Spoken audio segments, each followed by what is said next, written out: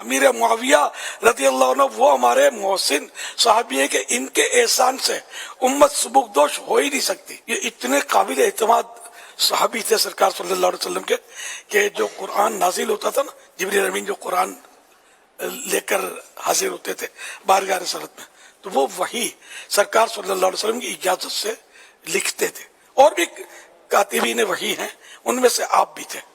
تو یہ جو اس وقت جو ہم قرآن کی تلاوت کر رہے ہیں، اس میں امیر معاویہ رضی اللہ عنہ کی جو یہ کام ہے نا آپ کا کتابت کا، انہیں سمجھو کہ قرآن کریم جو ہم تک پہنچا ہے نا، اس میں سرکار صلی اللہ علیہ وسلم کی عطا سے ان کا بھی یوں پہنچنے میں حصہ ہے ہم تک. صحابی ابن صحابی نبی کاتب وحی حضرت سیدنا امیر معاویہ رضی اللہ عنہ کے والد محترم صحابی نبی حضرت ابو سفیان اور والدہ محترمہ صحابیہ نبی حضرت بی بی ہند رضی اللہ عنہما نے فتح مکہ سنہ 8 ہجری میں اللہ پاک کے پیارے پر آخری نبی مکی مدنی محمد عربی صلی اللہ علیہ وسلم کی بارگاہ عالی میں اسلام قبول کیا. تو یوں حضرت امیر معاویہ رضی اللہ عنہ کے والد صاحب صحابی، والدہ صحابیہ، اور آپ کی ایک بہن ام حبیبہ جو کہ ہماری ام المومنین ہے. اتنا بڑا شرف حاصل ہے.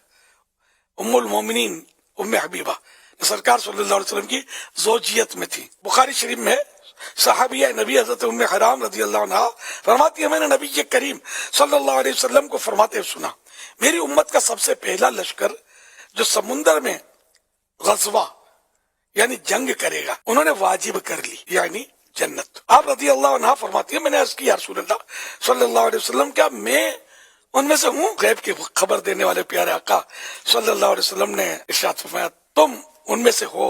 میرے آقا اعلی حضرت امام اہل سنت رحمۃ اللہ علیہ فرماتے ہیں، یہ جنگ مسلمانوں کے تیسرے خلیفہ حضرت عثمان غنی رضی اللہ عنہ کے زمانے خلافت میں حضرت امیر معاویہ رضی اللہ عنہ کی نگرانی میں ہوئی تھی. لہذا ثابت ہوا کہ حضرت معاویہ رضی اللہ عنہ ان لوگوں میں سے ہیں جن کے لیے جنت واجب ہوئی، اور آپ رضی اللہ عنہ تو اس لشکر کے امیر تھے، سپہ سالار تھے، چیف تھے. میرے آقا اعلی حضرت امام اہل سنت رحمۃ اللہ علیہ نے امام ابن جوزی رحمۃ اللہ علیہ کی کتاب العلل المتناہیہ پر اپنی تعلیقات میں بخاری شریف کی حدیث پاک سے حضرت سیدنا امیر معاویہ رضی اللہ عنہ کی فضیلت اور آپ کا جنتی ہونا بیان فرمایا ہے. چنانچہ آپ فرماتے ہیں، اللہ پاک کی توفیق سے میں کہتا ہوں، اللہ پاک نے اپنے احسان و کرم سے مجھے ایسی صحیح حدیث پر اطلاع دی جو حضرت معاویہ رضی اللہ عنہ کے جنتی ہونے کی گواہی دیتی ہے. کروڑوں حنبلیوں کے امام حضرت امام